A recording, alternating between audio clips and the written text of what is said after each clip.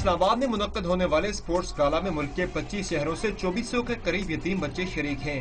ये बच्चे 7 दिन इस्लामाबाद में गुजारेंगे, जहां इन्हें मुख्तलिफ खेलों के जरिए तफरीह के तमाम मुमकिन मौके फराहम किए जा रहे हैं।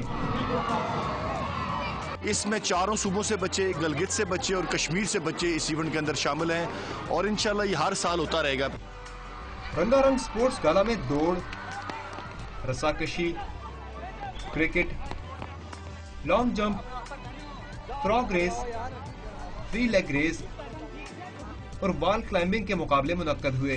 कुछ बच्चों ने फेस पेंटिंग कराई और कुछ ने झूलों के मजे लिए।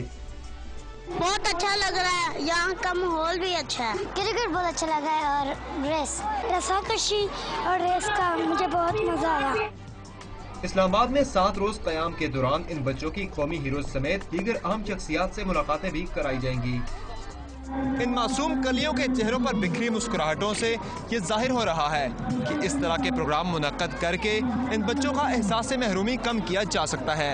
कैमरामैन मंसूर अहमद के साथ समर अब्बास, ट्रॉन न्यूज़, इस्लाम।